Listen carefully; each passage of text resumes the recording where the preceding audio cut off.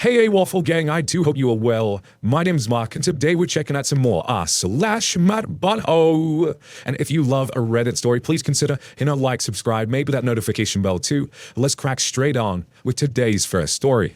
Now, I logged into Twitter this morning, and I had a notification from Dominic who said, you gotta check this one out. It's a wild one. So I thought, yes, we'll jump straight into that. It follows with a couple of updates, a post with another person's viewpoint as well attached to it, and I do hope you enjoy it. Let's crack on.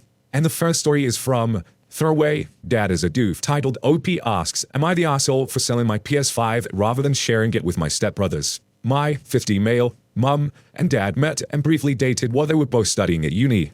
My mum gave birth to me after they had broken up and had to sue my dad for child support. I was raised by my mum and had virtually nothing to do with my dad throughout my childhood. My mum was an international student and her family cut ties with her due to the circumstances of my birth. Tragically, 2 years ago, I lost my mum to cancer and thus I was placed under the care of my dad. My dad have remarried and has 2 sons, 5 and 7, with his wife. It wasn't a bad arrangement at first, but we were all essentially strangers. I was given a bedroom to myself and we shared some meals, but other than that, kept to myself. About 10 months ago, I was lucky enough to have a casual job at an aged care facility as IT support. It was stupid easy money, as it involves installing and maintaining a dozen or so common PCs used by the residents, plus running basic computing workshops. I ended up accruing a whole lot of disposable income in a short time. Stupidly, instead of just keeping quiet about it, I decked out my room with a new TV, headphones, and a PS5. Obviously, this setup was one of great interest to my 2 stepbrothers. Initially, my role was that they could play the PS5 at any time I wasn't using it, but I would get first dibs if I wanted to play or use my TV. I was also super accommodating by buying an extra controller, which I didn't need, and several kid-friendly games that they wanted to play. I eventually had to change my role to only play when I was there because the 5-year-old destroyed one of my controllers through spitting juice on it. This is where the drama started. They whined to my parents, who then ordered me to place the PS5 in the living room. I refused, stating that I'd purchased it with my own money. This led to their argument that I have too much money and should contribute rent, utilities, and food money. I called their bluff and said, sure, drop a contract and I get the lawyer to review it, to ensure it complies with the Family Law Act. My dad told the boys he was going to buy a separate PS5 for the boys for Christmas, but the dude is clueless about the global shortage.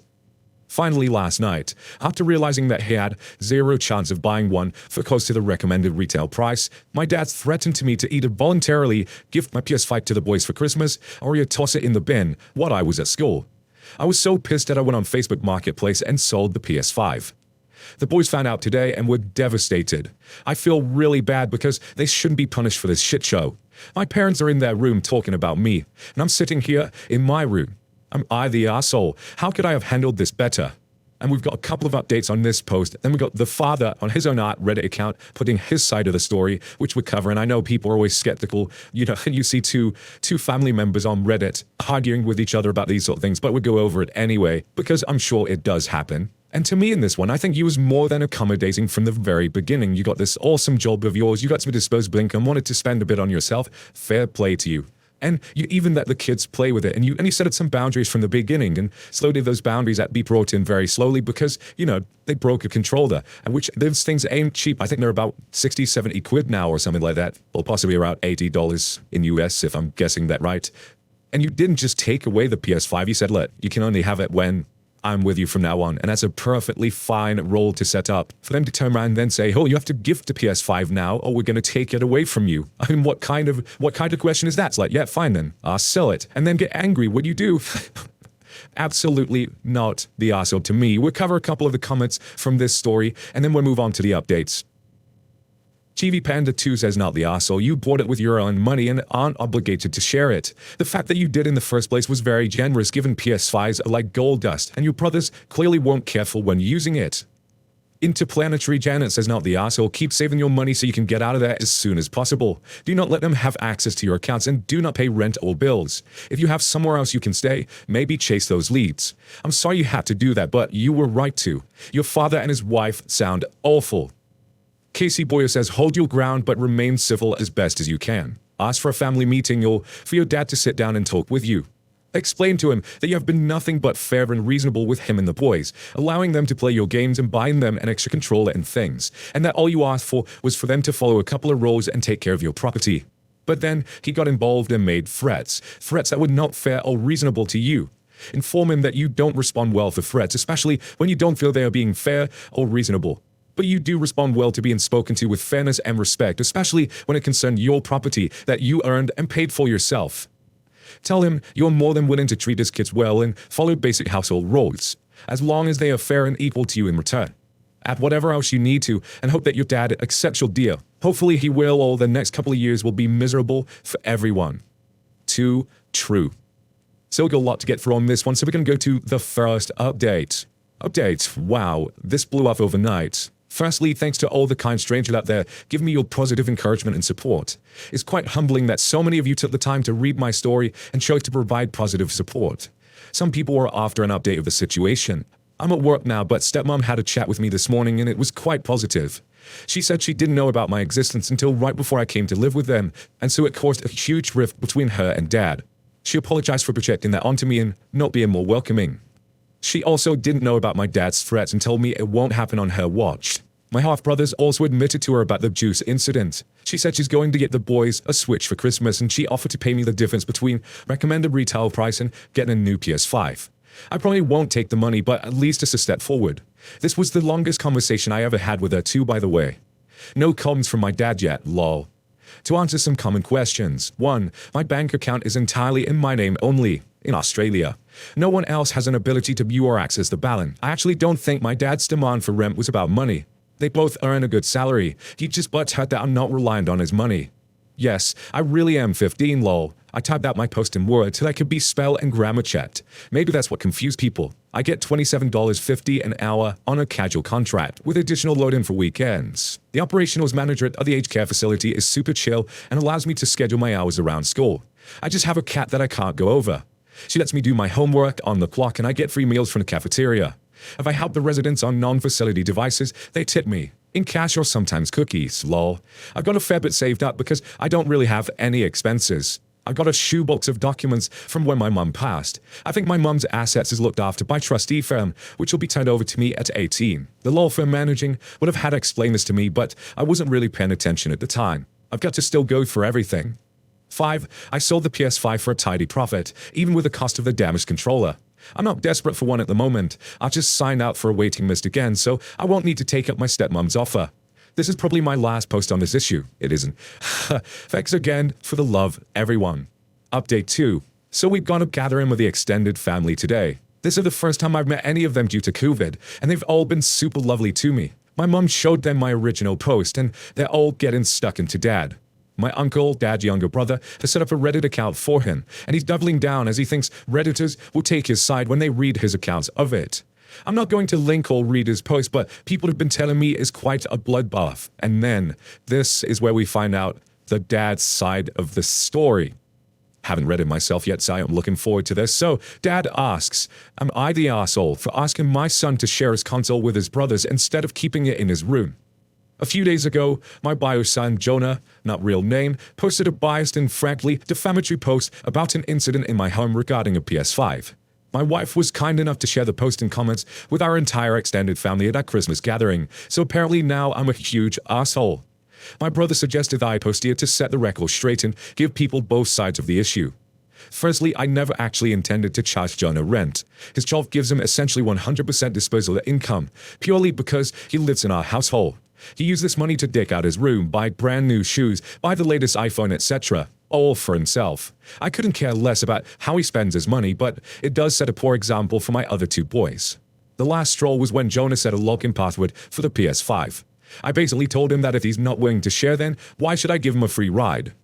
My son should be grateful. While we shared DNA, I only dated his mum, May, not actual name, for all of 5 months back in uni.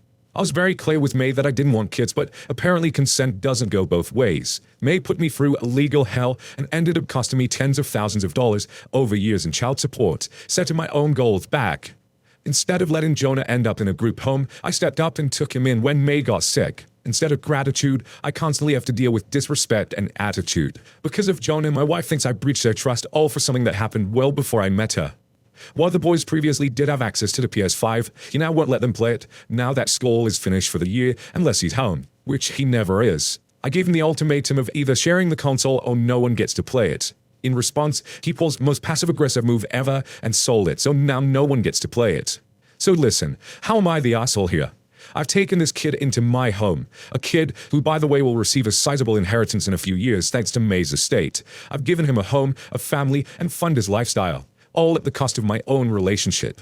In return, I haven't asked for a cent, and he won't treat me with respect nor follow my rules. But somehow, I'm the giant asshole who's in the study typing this out instead of enjoying Christmas with my extended family. Instead of attacking me, I'm hoping people will give their fair opinion of the situation based on seeing both sides of the story. I checked out the comments to this post, and there's a lot of quoting in there going back over the story, so I won't read out those because I would have gone over the story several times over. But for me in this story, it's like, you was an asshole in the original one. This has just made it even worse. And it became one of those typical my house and my rules, you need to do what I say or you're out kind of thing. And it sounded in some ways that you didn't even want your son the way you talk about it. I know you said you didn't want children, but even though he's here, it sounds like you didn't want anything to do with him now. And instead of being happy now, your son is doing well, you know he's got a job that he loves and he's providing for himself, you double down and be an asshole about it. So after father gets absolutely torn apart in the comments, they come back and edit the post, I believe, and they say, okay, clearly this hadn't gone down the direction I thought it would. Clearly some of you have issues with comprehension or just can't be bothered reading my comments fully. I want to be clear. I never threatened to collect rent from Jonah. I don't need his part-time work money or about his inheritance money. I make a very good salary, probably more than the vast majority of people who use Reddit. I simply tried to explain to him that he has all this disposable income because he doesn't have to worry about basic needs. I didn't explain it properly at the time because we were arguing it, but my intention wasn't for Jonah to give his PS5 to the kids permanently.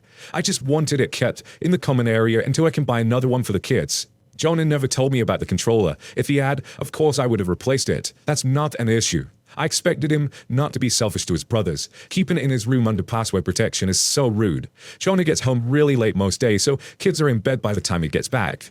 I won't debate the nuances about sex and custody. I'm not an idiot. I understand perfect consent and parental responsibilities. I will just say there's a large gap between consenting to sex versus consenting to having a child. I get that our current laws are against me on this one. I didn't intend to lie to my wife. Jonah and May was something way into the distant past for me. Our settlement agreement was very clear on that. Had absolutely zero communication with May or Jonah for at least 10 years prior to finding out about their illness. My child support was at a fixed rate, so I actually had paid her out a lump sum that was supposed to take care of him until 18. It wasn't like it was getting taken out of pay every week. As far as I knew, I was never supposed to hear from Jonah or May ever again. Why would I tell my wife about something like that? Yes, Jonah is a new addition to our family. Yes, I get all of this isn't his fault. I don't love him yet, and to be fair, he hasn't made it easy. I will try to. This shit takes time. You'll act like it's easy. My bloody word. And then the son, the OP, come back with their final update. Who says sorry? I know I said my previous update post was the final one. I think I just have to do one more to close everything off. There's a lot of emotions running through me right now, so I'm sorry for rambling a bit. Firstly, I'm immensely grateful to all the Redditors who reached out to me to voice your support or to make sure that I'm okay. I'm very touched. Secondly, I got to meet and spend time with my extended family today. There were over 40 of them here. They are a rowdy bunch, but they are amazing. They really made me feel welcome. Some of my cousins are gamers too, so there was an instant connection. In terms of family, it's been mostly mum and I for my whole life, so this is definitely new to me. But my new fam were 100% accommodating and were very interested in me. Thirdly, my stepmom turned out to be a champ. One of the first things she did was introduce me and show everyone my Reddit post. It turned into a massive debate where nearly the whole family laid into my dad, including my grandparents. At one stage, my uncle, another Redditor, pulled me aside and told me that, "Don't worry, mate, your dad has been a bit of a stubborn YouTube word I can't say. He'll get over it."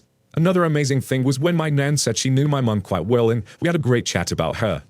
I think we broke dad in the process. My dad got very loud arguing with the family and my uncle somehow trolled my dad into posting on Reddit to tell his side.